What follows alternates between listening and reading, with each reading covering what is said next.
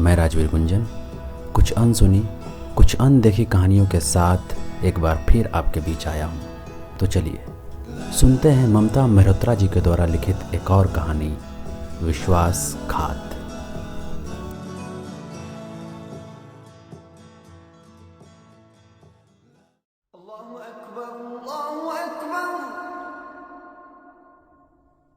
अल्लाहु अकबर। शाम को नमाज का वक्त था और अल्लाह की उसी असीम सत्ता के नीचे खालिदा खातून पनाह खोज रही थी अपने जीवन की रक्षा के लिए। उनके साथ उनकी बेटी और एक नाती था। आज शायद उनकी जान को बेहद ख़तरा था और वो भी किसी और से नहीं, अपने ही पुत्र मोहम्मद इकबाल से था। इस अजान ने उसे वो दिन याद दिला दिया जब 7 साल की शादी के बाद भी उन्हें औलाद नहीं हो रही थी। हर दरगाह, हर मस्जिद पर वो चादर चढ़ा यही आरजू करती कि उसको अल्लाह एक औलाद से नवाज दे। पीर की दुआ काम आई और अल्लाह के फजल से उसके 3 संतानें हुई। पहला पुत्र मोहम्मद इकबाल और 2 पुत्रियां रेहाना एवं रुखसाना। इकबाल जन्म से ही सबकी आंखों का तारा था। इतनी मन्नत और आरजू के बाद हुआ था वो। जाहिर था कि उसके अब्बा अम्मी उस पर जान छिड़कते थे। उसकी कोई बात या फरमाइश जुबां पर बाद में आती और पूरी पहले हो जाती। इतने लाड़ प्यार से पलकर वो जिद्दी हो गया था। जब इकबाल बहुत छोटा ही था तभी एक बार अम्मी बच्चों के लिए शरीफा लाई। शरीफा इकबाल के साथ साथ रेहाना को भी बेहद पसंद थे। लाने के बाद अम्मी ने उसको पहले रेहाना को पकड़ा दिए। जब इकबाल को दिए तो उसने उठाकर सबके सब फेंक दिए। अम्मी ने चकित होकर पूछा, क्या हुआ इकबाल, क्यों फेंक दिए? तुमने पहले रेहाना को क्यों दिए? तो क्या हुआ, वो तुम्हारी बहन है और वो भी छोटी है। तो क्या हुआ, बहन होने से तुम उसे दे दोगी? मेरे को शरीफे पसंद है, मैं किसी से बांट कर नहीं खाऊंगा। जो चीज़ मुझे पसंद है वो सिर्फ मेरी है। अम्मी उसे अचरज और डर से देखने लगी। इतना आत्म केंद्रित उनका पुत्र होगा, इसकी कल्पना भी उन्होंने नहीं की थी। धीरे धीरे पलकर वो बड़ा होने लगा। अपनी बहनों पर वो काफ़ी रुआब जमाता। पढ़ने लिखने में उसका मन नहीं लगता था। वो दिन भर बाहर आवारागर्दी करता। इसी में उसकी सोहबत रशीद मियाँ नाम के लड़के से हुई। उसका धंधा पॉकेट मारी और हल्की फुल्की चोरी का था। एक दिन रशीद और इकबाल सिनेमा हॉल के बाहर ब्लैक के टिकट बेच रहे थे। तभी पुलिस का सायरन सुनाई दिया और थोड़ी देर में दोनों हवालात के अंदर थे। पहली बार जिंदगी में इकबाल को इतनी मार पड़ी और इसने उसके मन में पुलिस के प्रति घृणा भर दी। वो 10 दिन हवालात में रहा और कोई भी उसको छुड़ाने नहीं आया। रशीद इस बीच छूट गया था। अब्बू को जब पता चला तो उन्होंने पूरा घर सिर के ऊपर उठा लिया। ये सब तुम्हारे लाड़ प्यार का नतीजा है और नाज नखरे उठाओ अपने लाड़ लेके। अब यही दिन नसीब में देखने को रह गए थे। न जाने ये जनाब क्या क्या गुल खिलाएंगे। अब्बू बड़बड़ाते जा रहे थे और रेहाना एक कमरे में दुबकर भाई की सलामती की दुआ मांग रही थी। कम से कम उसको छुड़ा तो लाइए। न जाने वहाँ ठीक से खा भी रहा है या नहीं। उस कमबख्त को छुड़ाने मैं तो न जाऊँगा। पूरी बिरादरी में नाक कटवा दी है। तुम्हें जाना है तो जाओ। उसे इस समय खाना कम, पुलिस के डंडे ज़्यादा पड़े तो अच्छा है। अब्बू ने अलमारी से निकाल कर अचकन पहनी और बाहर चले गए। और अम्मी से रहा ना गया। इतने दिन से रो रो कर उनका बुरा हाल था।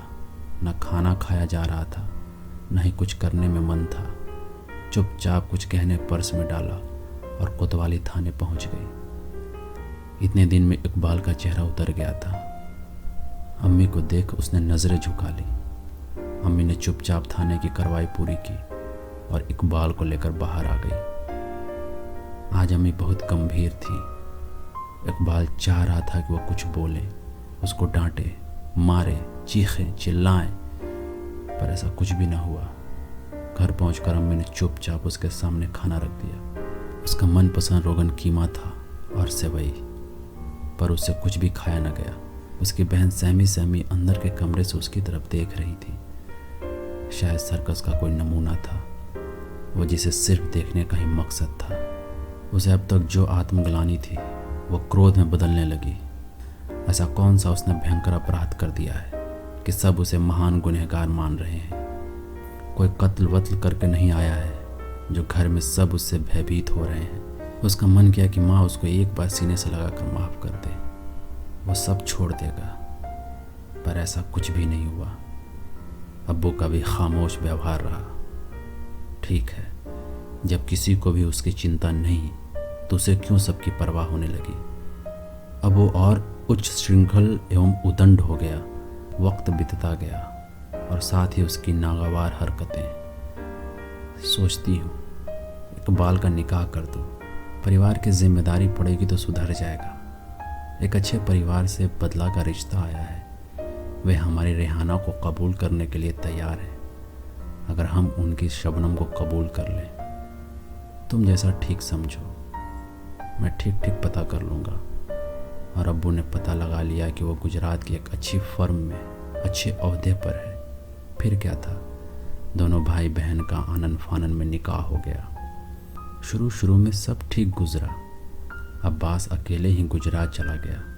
ख़त और फ़ोन के माध्यम से दोनों में संपर्क स्थापित रहा। जब काफ़ी वक्त गुजर जाने के बाद भी अब्बास रेहाना को नहीं लेकर गया तो रेहाना स्वयं ही उस पते पर पहुंच गई, किंतु वहां का नज़ारा देखकर उसके पांव के नीचे से ज़मीन ही खिसक गई। अब्बास ऑफिस गया हुआ था। दरवाज़ा किसी खूबसूरत औरत ने खोला। कहिए, मैं आपके लिए क्या कर सकती हूँ? क्या ये अब्बास का घर है? हाँ। क्या वे घर पर हैं? नहीं, अभी वे ऑफिस गए हुए हैं, शाम को आएंगे। आप कौन? मैं उनकी पत्नी मल्लिका। पीछे से एक बच्चा दौड़ता हुआ आया। ये सुनकर रेहाना का सिर चकरा गया। वो वहीं बैठ गई। मल्लिका ने बात आगे बढ़ाई। आप कौन? बड़ी मुश्किल से उसके मुंह से यह शब्द निकला, रेहाना। पर शायद मल्लिका को रेहाना और अब्बास के विषय में पता था। उसने उसे अंदर आने के लिए कहा, आइए, और अपना सामान एक कमरे में रख दिया। उसके लिए चाय नाश्ता लगाकर वो दूसरे कमरे में चली गई। दिन भर दोनों औरतों में कुछ भी वार्तालाप नहीं हुआ। शाम को अब्बास आया तो रेहाना को देखकर चौंक पड़ा। तुम यहाँ कैसे? आवाज़ में तलखी थी। आपको ढूंढते हुए चली आई, बेरुखी सा जवाब था। अब ढूंढ लिया ना, अब वापस चली जाओ। रेहाना को क्रोध आ गया। आपने मेरे साथ ऐसा क्यों किया? मेरी ज़िंदगी बर्बाद करने का आपको क्या हक था? और वो फूट फूट कर रो पड़ी। अब्बास थोड़ा नरम दिल हुआ। बहन की शादी का मामला आप फंसा था, क्या करता? अम्मी ने दबाव दिया, झुकना पड़ा। पर मैं तुम्हें कबूल नहीं कर सकता। अगर मेरी होकर रहना है तो अम्मी अब्बा के साथ रहो, उनकी सेवा में अपनी ज़िंदगी गारत करो। मेरे घर और दिल में तुम्हारे लिए कोई जगह नहीं। एक दिन रेहाना की तबीयत ठीक नहीं थी। उल्टी और सिरदर्द अलग लगे हुए थे। डॉक्टर को दिखाने से जो नतीजे सामने आए, उसने तो दुख को और बढ़ा दिया। रेहाना अब्बास के बच्चे की माँ बनने वाली थी। अम्मी अब थोड़ा परेशान रहने लगी थी। एक दिन दोनों अब्बा और अम्मी अब्बास के घर गए, पर उसके सास ससुर नहीं पिघले। अब जब हमारा बेटा ही नहीं रखना चाहता तो हम क्या कर सकते हैं? बहू चाहे तो यहाँ आकर रह सकती है, पर यहाँ उसका मन नहीं लगेगा। अच्छा है वो आपके यहाँ ही रहे, मन भी लगा रहेगा और आप लोगों को भी दिलासा रहेगी। एक तरह से उन लोगों ने स्पष्ट कर दिया था कि वे उसको रखने के लिए तैयार नहीं है।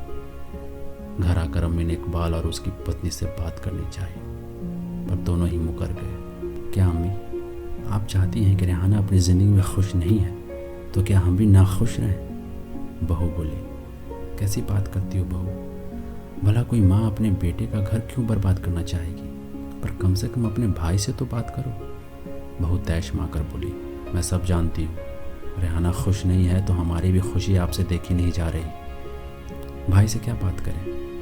रेहाना और अब्बास के बीच जो कुछ घटित हुआ उससे हम तो अनजान हैं। फिर उनको इस घर से कौन निकाल रहा है?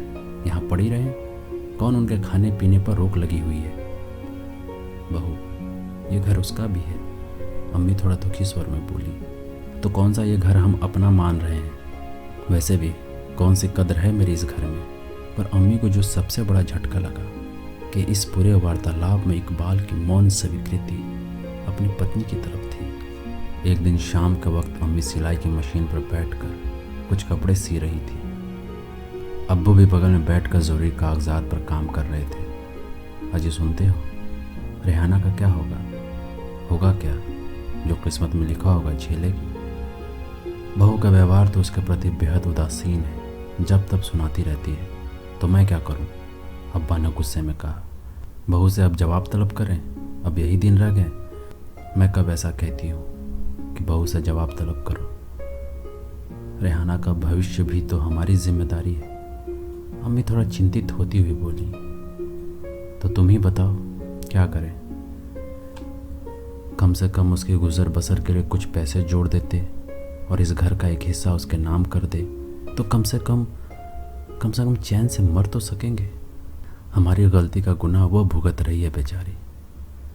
तुम जो कहती हो ठीक है, पर पहले इकबाल से पूछ तो लें। उससे क्या पूछना है? हमारी चीज़ है, हम चाहे जिसे दे। फिर भी तुम कहते हो तो पूछ लेते हैं। अम्मी थोड़ी सहज पड़ी, पर वो ना नहीं कहेगा। अम्मी आश्वस्त थी। मैं कहती थी ना, अब्बू अम्मी को हमारा कुछ भी ख्याल नहीं है। उनका बस चले तो हमारा भी सब कुछ उठाकर रेहाना को दे दे।